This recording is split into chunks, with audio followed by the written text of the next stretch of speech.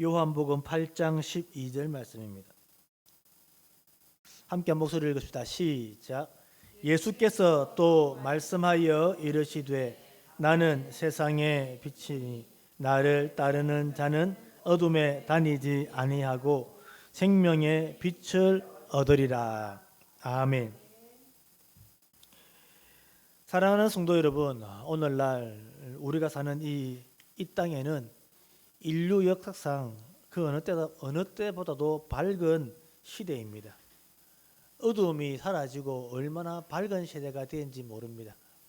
호롱불, 횃불 들고 살던 시대에 비해 보면 너무나 밝은 이런 시대입니다. 화려한 조명, 네온 사인, 아무리 캄캄한 밤이라도 대낮처럼 밝힐 수 있는 그런 시대입니다. 불 꺼졌다고 해서 할 수 없는 게 아니라 휴대폰 불빛만 켜더라도 환하게 밝힐 수 있는 그런 빛을 언제나 들고 다닐 수 있는 그런 시대입니다. 이렇게 밝은 세상에서 우리의 삶을 한번 곰곰이 생각해 보시면 우리들의 삶은 그렇게 밝지 않을 수도 있다는 것입니다. 화려한 불빛 아래에서 비춰지는 조명만큼이나 우리의 마음이나 우리의 삶이 그렇게 화려하고 밝지 않다는 것입니다. 그래서 우리는 우울증이나 또는 중독이나 또는 허무한 또는 고독에 빠져 있습니다. 지금도 많은 청년들이 일자리를 찾지 않는 상태로, 일자리를 포기한 상태로 그냥 홀로 있는 사람들도 점점 많아지고 있습니다. 오늘 성경에는 예수님께서 나는 세상의 빛이니 라고 말씀하십니다. 예수님이 말씀하시는 세상의 빛, 이것은 도대체 무엇을 말하는 것이며 이 말씀이 오늘 저와 여러분의 삶 속에 어떤 연관이 있을까를 함께 생각해 보려고 합니다. 그래서 오늘 우리는 이 말씀을 가지고 우리에게 있는 내 영혼을 흔드는 세 가지 질문을 던져보고 그 질문을 통해 자기 자신을 정직하게 비추어 보고 또 하나님의 메시지를 받기를 원합니다. 첫 번째 질문은 이것입니다. 여러분은 예수님이 세상의 빛이십니까? 당신에게 예수님은 진짜 세상의 빛이십니까? 라는 질문입니다. 요한복음 8장 12절에는 나는 세상의 빛이다 라고 하셨습니다. 세상의 빛이라는 말이 어떤 의미를 가지고 있는 것입니까? 세상의 빛이라는 말 추상적이고 아주 의미 없게 보일지 모릅니다. 세상의 빛이 무엇이냐? 여러분, 오늘 이 본문의 말씀은 초막절이라고 하는 유대인의 절기와 관련되어 있습니다.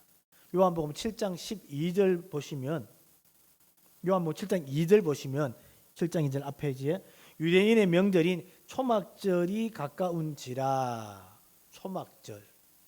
초막절은 유대인들이 광야에서 움막을 짓고 살았던 그 시대를 재현하는 절기입니다. 그래서 초막을 실제로 짓습니다. 유대인들이 이 초막절이 되면 나뭇가지를 가져와 가지고 텐트를 만들어서 초막을 만들어서 거기에 들어가서 생활하면서 이 절기를 지냅니다.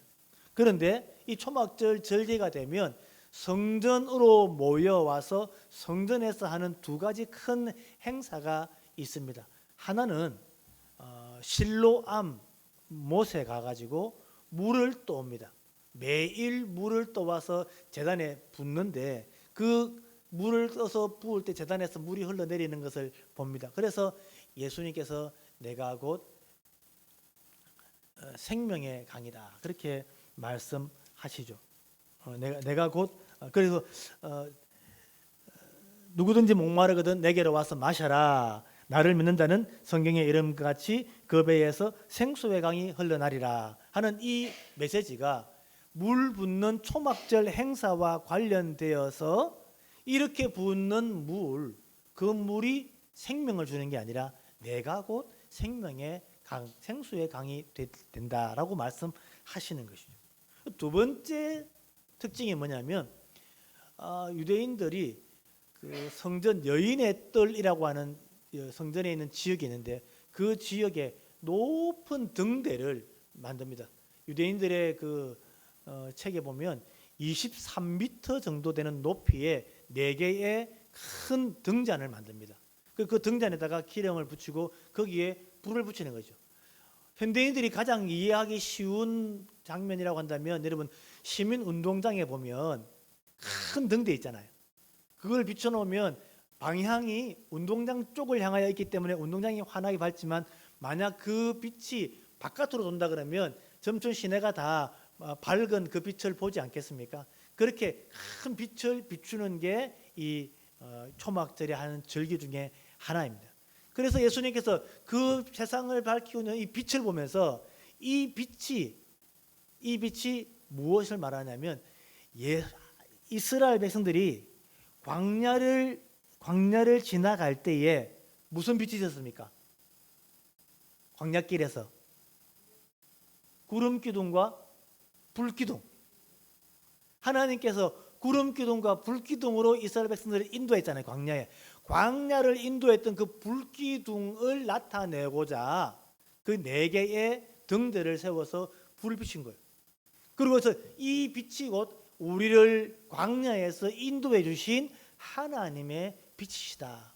불 기둥 되신 하나님을 보여준다는 것입니다. 그런 과정에서 예수님께서 그 빛을 바라보시면서 아니 그런데 내가 세상의 빛이야 라고 말씀하시는 것입니다. 여러분 이 빛은 초막절이 끝나고 나면 꺼집니다. 이 초막절이 끝나고 나면 이 빛은 꺼집니다. 그리고 우리의 삶이 현장으로 돌아가고 자기의 집으로 돌아갔을 때에 이 빛은 더 이상 보이지 않는 것입니다. 사람들은 누구나 자기 자신의 빛을 향해 살아가고 있습니다. 세상을 살아가는 사람들의 목표가 세상의 빛이 될 수 있을 것입니다. 여러분이 살아가는 삶의 목표는 무엇이며 무엇을 향하여 살아가고 계십니까? 어떤 사람들은 성공이라고 하는 빛을 따라갈 것입니다. 나 무조건 성공해야 돼. 오늘도 일요일 낮에도 자지 않고 열심히 지금 무언가 일하면서 달려가는 사람들이 있을 것입니다.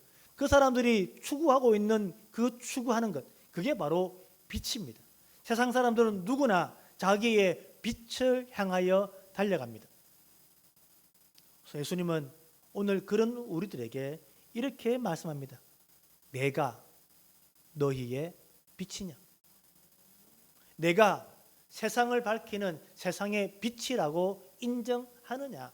이렇게 우리에게 질문하고 있습니다. 사랑하는 성도 여러분, 주일날 교회에 오셨습니다. 예배를 드리고 찬송을 부르고 기도하고 있습니다. 그런데 여러분에게 묻습니다. 여러분의 인생에서의 빛은 예수 그리스도이십니까? 예수님만이 유일한 빛이십니까? 아멘입니다. 여러분 기억하십시오. 세상의 빛은 그냥 문장이고 단어고 추상적인 내용이 아닙니다. 내 인생의 목표는, 내 인생의 가장 놀라운 목표는 바로 이 빛이신 예수 그리스도시다.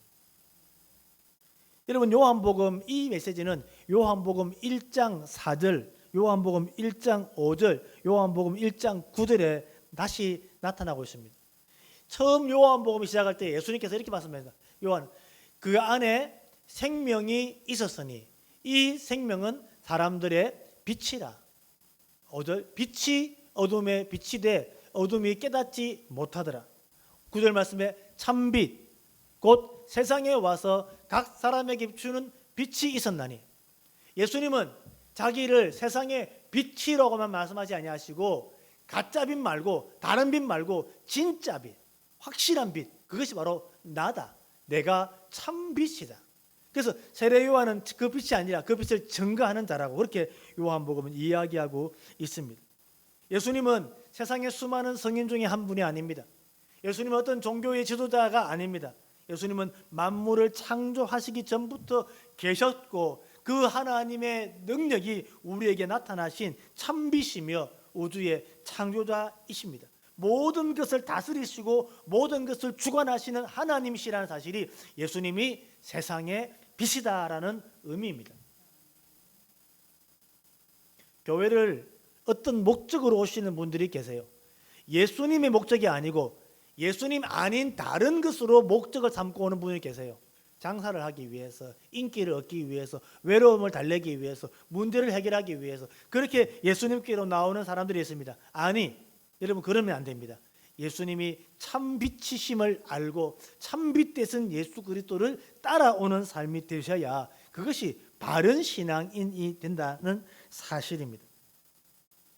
요한복음 9장 5절에서도 예수님은 또 말씀하십니다. 내가 세상에 있는 동안에 세상의 빛이로다. 그러니 나는 세상의 빛이다라고 하는 이 말씀은 요한복음 8장에만 있는 게 아니라 요한복음 1장부터 요한복음 마지막 장까지 세상 속에서 있는 빛이신 예수 그리스도를 드러내는 아주 중요한 명제이기 때문에 넘어갈 수 없는, 그냥 흘려버릴 수 없는 아주 중요한 문장입니다. 여러분 기억하십시오. 예수님은 세상의 빛이시다. 나는 세상의 빛이니. 요한복음에서 나는으로 시작하여서 무엇이니라고 하는 것이 7번 나옵니다. 7번. 에고 에이미라고 하는 문장인데 중요한 7번 가운데 두 번째 내용이 나는 세상의 빛이다라는 것입니다. 여러분 이 메시지는 신학이 아닙니다. 여러분의 삶 속에 반드시 기억해야 되고 여러분이 그렇게 인정하셔야 돼요. 나는 예수님이 나의 빛이시다. 예수님이 세상 속에 있는 가장 유일한 빛이시다라고 그렇게 인정하고 고백하는 것입니다. 위기 처할 때마다 잠깐 꺼내서는 비상등, 손전등, 휴대폰에 있는 불빛 정도가 아니라 내 인생의 모든 것 되시는, 내 삶의 모든 영역을 비추고 주관하시는 그런 세상의 빛이 되셔야 한다는 것입니다. 예수님이 빛으로 임하시면, 내 모든 삶을 예수님 비추시면 내 삶 속에 있는 더럽고 어둡고 무서운 것들은 다 사라지게 되고 폭로되게 될 것입니다. 우리가 어디로 가야 될지 모를 때 그 빛을 보고 그 빛을 향하여 가기만 하면 우리의 삶은 제대로 된 길로, 제대로 된 방향으로 갈 수 있게 될 것입니다. 참빛 되신 예수님을 여러분 온전히 왕으로 인정하는 여러분 되시기를 주의 이름으로 축원합니다. 두 번째 질문은 당신은 그 빛을 진짜로 따르는 자입니까?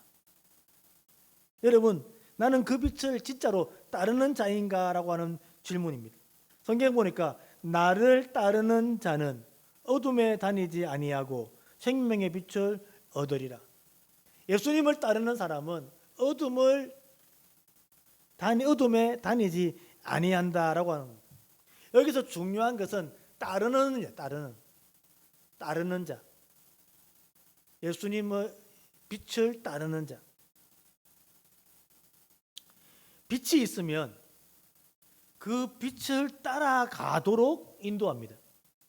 그런데 예수님이 빛이시다라고 하면서 따라가지 않는 삶이 사실 있을 수가 없는 거예요.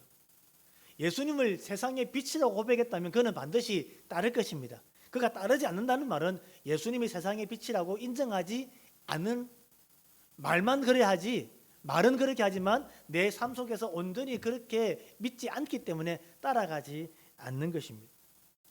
오늘날 현대인의 비극이 뭡니까? 청년들의 비극이 뭡니까?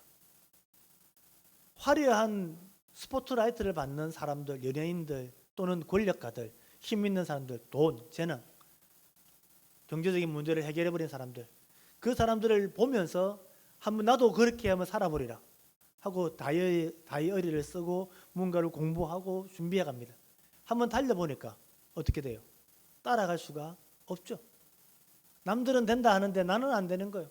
내가 노력하는데 안 되고 그 턱이 너무 높은 거예요.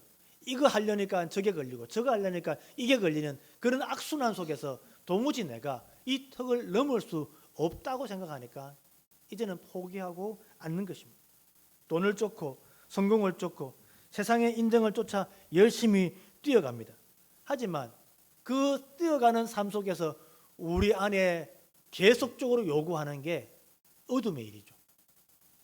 잘못된 일을 선택하며 하도록 그렇게 하는 것이죠. 노력하라는 말을 우리 어른들이 자주 자녀들에게 하기 쉽습니다만은 요즘은 노력으로 못 살아간다고 그렇게 청년들은 말합니다. 노력을 했네요. 노력과 노력의 차이가 있습니다. 노력은 내가 열심히 하는 겁니다.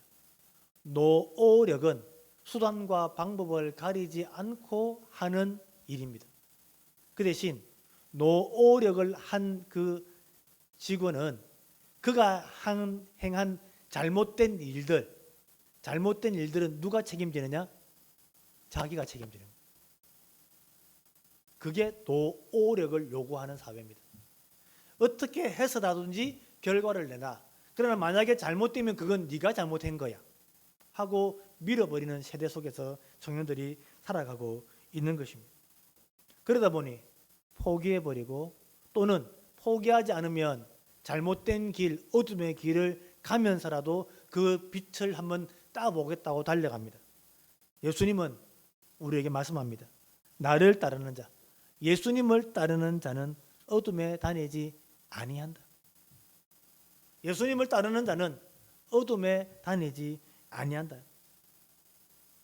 여러분 교회 오셔서 설교를 들을 때에 좋은 말씀, 내 맞는 말씀, 은혜의 말씀 좋습니다. 그런데 여러분이 월요일부터 직장 생활을 하시거나 가정 생활을 하시거나 또는 학교 생활을 하실 때에 만나는 많은 상황을 보면서 어떤 생각이 드십니까? 말씀대로 살기가 너무 어려워. 말씀대로 살면 우리 망해. 말씀대로 살면 우리의 삶이 팍팍해져. 또 재미도 없어. 그러면서 갈등하죠. 그리고 난 뒤에 어둠의 길을 선택할 수 있다는 거예요. 우리의 마음속에는 죄책감이 들고 불편함이 들고 한쪽에서 아픔이 들에도 불구하고 지금 내가 그 일들을 할 수밖에 없다고 핑계하죠. 그리고 그 일들을 해나가는 우리의 삶을 목격합니다. 참된 그리스도인들은 그 상태가 너무 고통스러울 것입니다. 너무 아플 겁니다. 눈물을 흘리면서 철저하게 자기 자신을 부인하면서 그렇게 살아가는 고통의 시간인데 그러다 보니까 그 다음 말이 나오면 예수님을 따라가는 일이 너무 고통스러워. 너무 힘들어. 나 예수님 안 따라갈래. 나 예수님 못 따라가겠어. 나 포기하고 돌아갈래. 그리고 세상을 향하여 어둠의 길을 선택하고 그 길을 따라가려고 할 때가 많다는 것입니다. 유혹이 찾아온다는 것입니다. 사랑하는 여러분, 오늘 주님은 우리에게 나를 따르는 자는 어둠에 다니지 아니한다라고 그렇게 말씀합니다. 하나님을 따라가는 삶, 그것은 우리의 목표가 분명히 예수 그리스도이심을 고백하고 그 모든 삶의 결정이 예수 그리스도이심을 믿고 순종하는 삶입니다.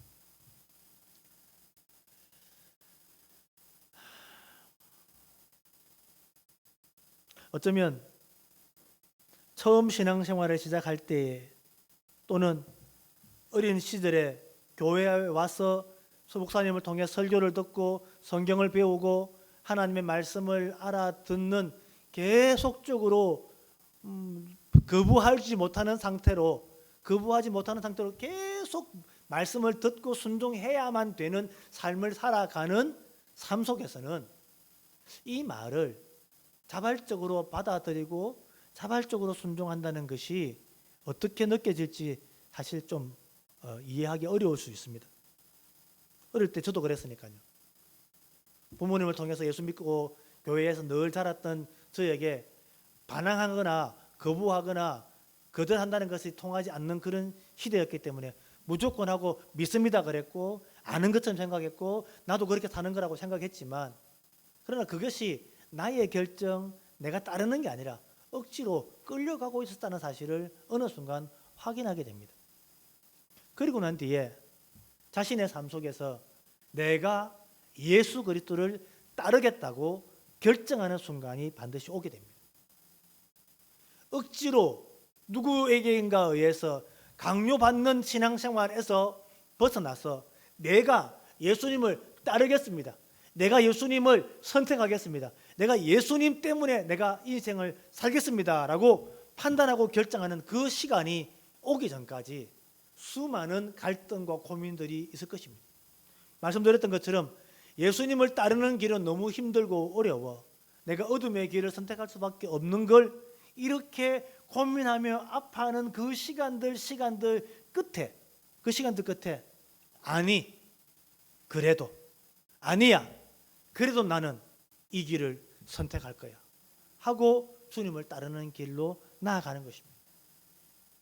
사랑하는 여러분, 예수님을 세상의 빛으로 여기고 예수님을 따르는 자의 삶을 사는 사람들은 가치의 판단이 예수님입니다.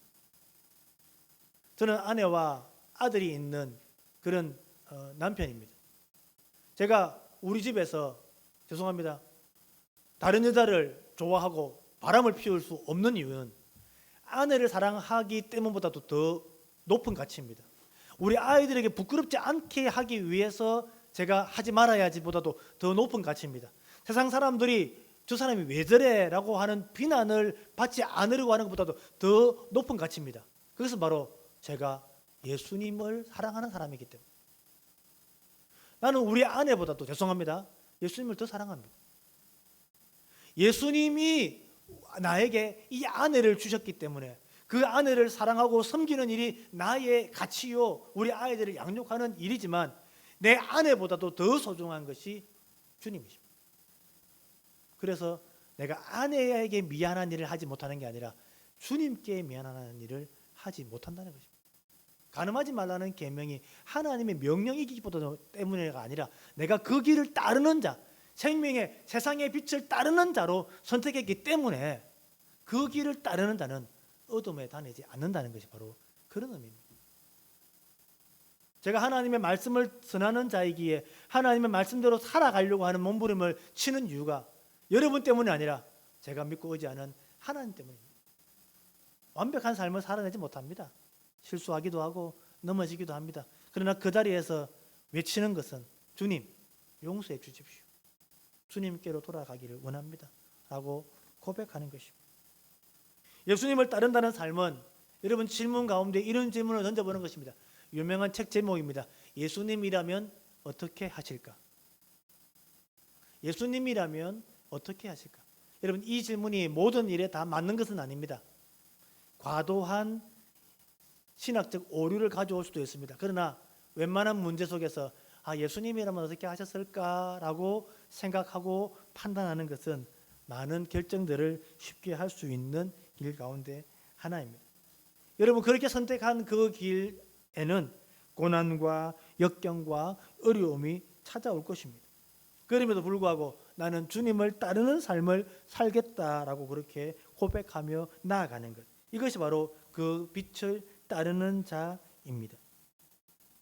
사랑하는 성도 여러분, 여러분 지금 그 빛을 세상의 빛 예수 그리스도를 구경하고 계십니까? 아니면 그 빛을 온전히 따라가고 계십니까?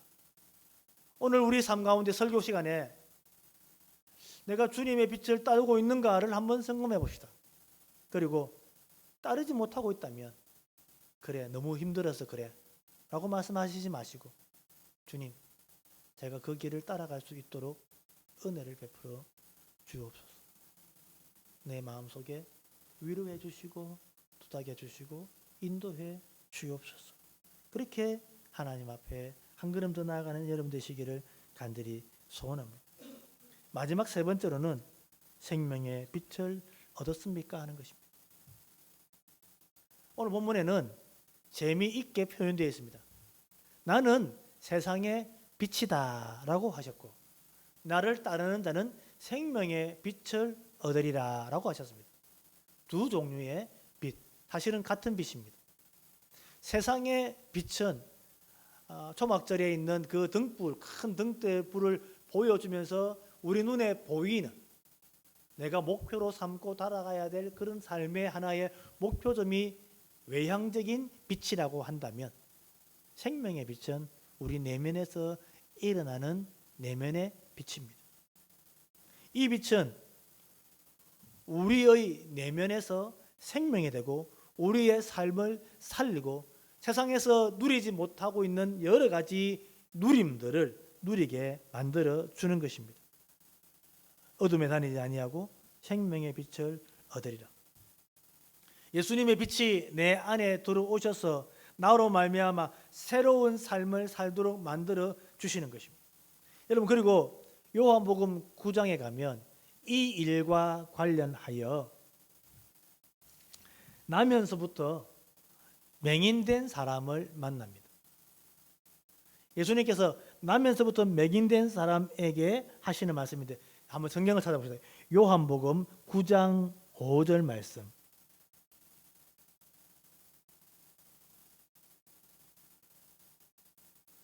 요한복음 9장 5절 말씀.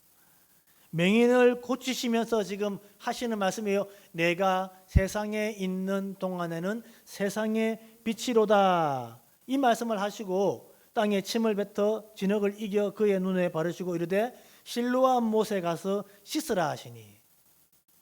그리고 씻었더니 보게 됩니다. 밝은 눈으로 보게 되는 뒤에 이 눈 뜬 것 때문에 논쟁이 되어서 어떻게 눈을 뜨게 되었느냐 뭐 이런 질문들을 막 하게 되고 그래서 예수님을 따르는 삶이 되도록 9장까지 이어지게 되는 것입니다. 그래서 아무리 눈을 뜨고 있다고 할지라도 예수님을 못 믿는 사람이 맹인이고 눈을 뜨지 못했던 맹인이라도 예수님을 믿고 난 뒤에 눈을 떠서 생명을 얻게 되었다는 사실들을 맹인의 이야기를 통해서 알려주고 있는 것입니다. 세상의 빛 대신 예수 그리스도를 믿고 따르는 자에게 삶 속에 생명이 경험되어지게 된다는 메시지죠. 참 예수님은 재미있는 분이세요. 소경의 눈을 띄우고 난 뒤에 어디 가서 씻으라고요? 실로암 못에. 그 실로암 못에 가서 씻는 이유는 지금 이 초막절 절기에 실로암에서 생명의 물이라고 생각하면서 그 물을 떠와서 제단에 붓는데 아니 거기에서 생명이 있는 것이 아니라 내가 말하고 네가 순종할 때 너의 그 길을 따르는 순종하는 자들에게 삶 속에 밝음과 생명이 누리게 된다라고 하는 것을 보여주시도록 다시 실로암으로 보내는 거예요. 실로암이라는 뜻은 보내심을 받았다라는 뜻이거든요. 그곳에 보내셔서 눈을 씻으니까 그 눈에 밝아지게 된다는 것입니다. 사랑하는 성도 여러분, 여러분의 신앙생활 가운데 예수님을 믿고 따랐더니 예수님의 말씀을 듣고 순종했더니 내 삶에 생명을 경험했다. 내가 그렇게 순종했더니 하나님께서 정말로 나에게 세상의 빛 되심을 가르쳐 주셨다 라고 하는 삶의 경험들이 있으십니까? 신앙생활을 하면서 우리 삶에 경험되어지는 이 경험은 너무나 강력하고도 힘있게 우리를 인도해 주는 원동력이 됩니다. 설교를 시간에 맨날 세상에 빛이고 생명의 빛이라고 목사님 설교를 많이 했는데 나를 따르는 자는 어둠에 다니지 않냐고 생명의 빛을 얻으리라 그렇게 말씀은 많이 들었는데 여러분의 매일매일의 삶 속에 생명의 빛을 경험하지 못했다면 이거는 공허한 메아리예요. 예수 믿는 게 여러분에게 기쁨이 아니에요. 믿었는데도 맨날 고생만 하고 당하기만 하고 가난하기만 하고 힘들기만 하고 즐겁지도 않고 맨날 울상이고 행복하지 않고 그러면 이 길을 따르라고 마시는 주님이 얼마나 거짓말쟁입니까? 오늘 이 땅에 많은 그리스도인들이 예수를 따르는 삶을 살면서 자신의 삶의 생명을 경험합니다. 행복한 교회가 시작될 때 전에 있던 교회에서 결정할 때 사람들이 생각하는 것처럼 가족의 안전, 경제적인 문제, 삶의 미래, 평생 이런 것들이 가치가 아니라 주님 앞에서 나의 삶 속에 경험해야 될 또 선택해야 될 결정해야 될 메시지가 여기서는 이것이 하나님의 방법이다라고 생각하고 결정하고 교회를 사임합니다. 사임하고 난 뒤 8년 동안 여기까지 살았던 저는 이 8년의 삶이 생명의 빛이라고 고백합니다.